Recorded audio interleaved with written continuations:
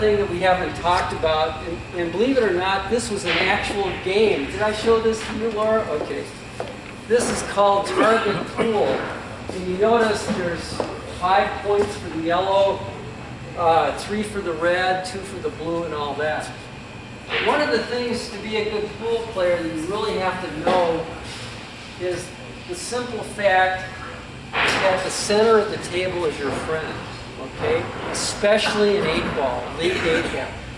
Because when you roll to the rail, you get down, you know, at the end of the table, the high percentage shot is to get in the middle of the balls, not in the edges.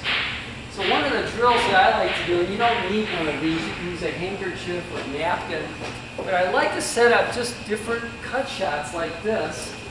And what I want to do here is simply practice different cut shots and try to land the cue ball on the center of the table.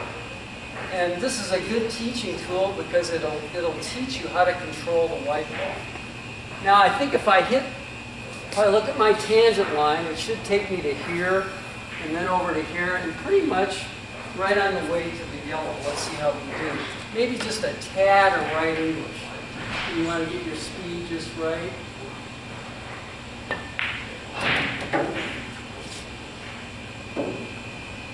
Not bad. I got 10 points, okay? Now again, when it hits this, it slows down a little bit. So you actually, to get it to the center, you got to hit a little harder. But lots of different shots. Let's take a different one now. Let's try. Here's one where the cue ball is going to hit up here if I don't use English.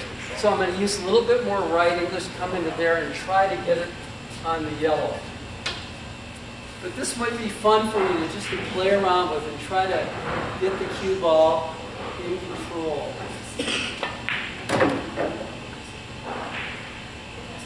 Not bad, not bad. Let's try a different one from the other side. And it doesn't matter what kind of shot you set up. Just have fun adjusting and adapting. This one I could probably just hit a center ball, go 2 rails, hit you right into the yellow.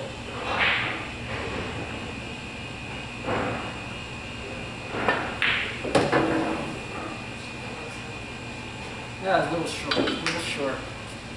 But anyway, have some fun with this. Here's one little bit thinner cut.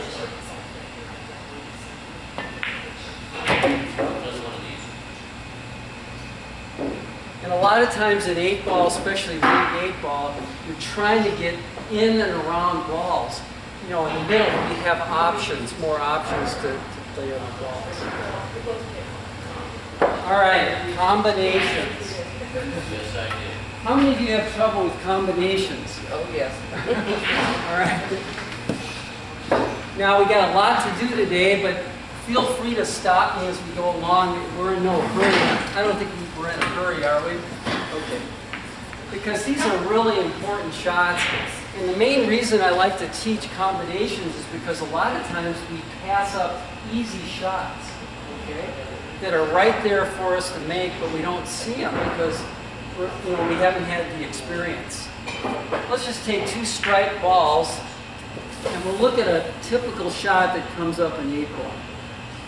Let's say you've already established the stripes, okay? And you're real excited because the 11 and the 13 are lined up dead center of the pocket down there, okay? Now, the important thing about this shot is that a lot of people see a shot like this and they take it for granted. They think, well, I can't miss this. Well, watch how easy it is to miss a shot like this. If I hit the right side of the 11 ball, did you see what happened there? It threw to the left. In other words, if the cue ball contacts the right side of a frozen combination, it turns the 11 from right to left and throws the 13 to the left. So if you hit the right side, it throws the second ball to the left. If I hit the left side, it throws the second ball to the right.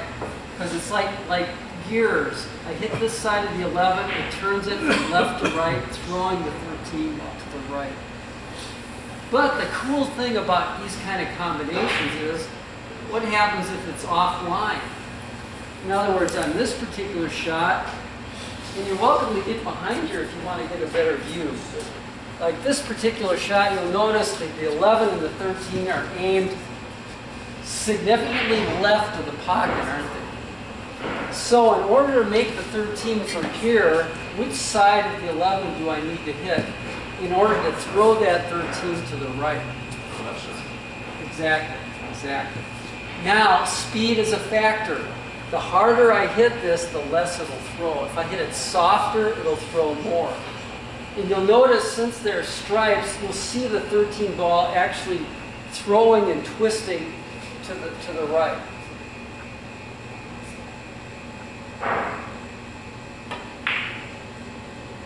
You see how far that throw? It was aimed here, but actually went 2 or 3 inches to the right.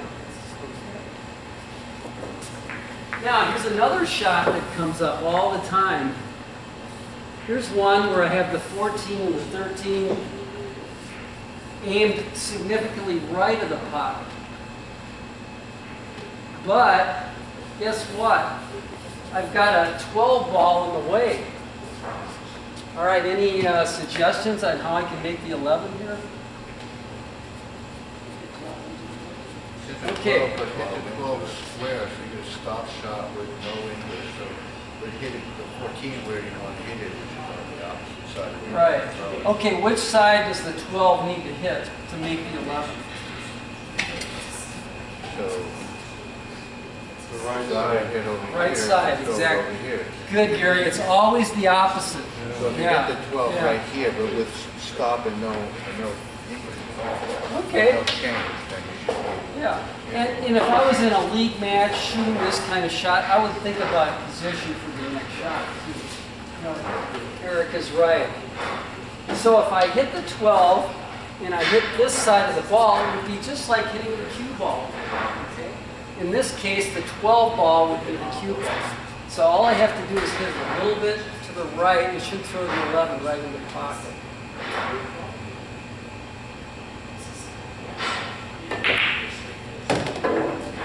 And have some fun with these. Set them up all over the table. Now, one of the things to learn is that the further away you are from the pocket, the more you can throw the ball. Okay? Let's say we got one way out here. And you'll notice I have it, the 12 and the 14 lined up, maybe 6 to 7 inches left of the pocket. Now, most of you would look at the shot like this and say it's impossible, right here. Is that possible to make in there?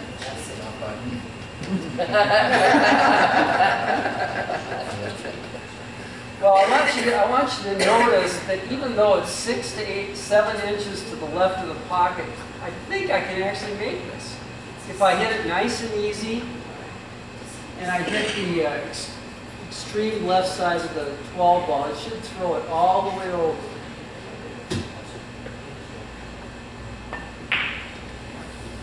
The scratches don't count. All right. Maybe it would be.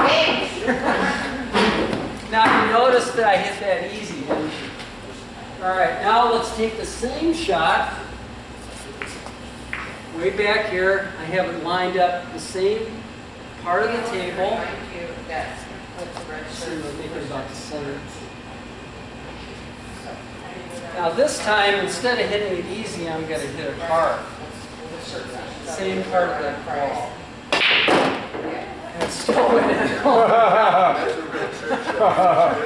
But actually, I probably hit it a little straighter there because it doesn't throw as much if you hit it harder. And that's important because speed is crucial on those kind of combinations. All right. These are the combinations that everybody has trouble with. We call these combinations where you have to cut an object ball into another ball to make it. There's no secret to these. You just have to be very precise. So like what I'll do when I have a combinations like this where they're not frozen, and these are much harder because they're harder to predict, you know, the correct spot to hit. I'll get behind the tree and I'll actually line it up like I'm making the fun. There's my contact point where I want to hit the cue ball. Now I get back behind here. It's like the laser was right on that spot. And I'll hit a half ball behind it. Swing down.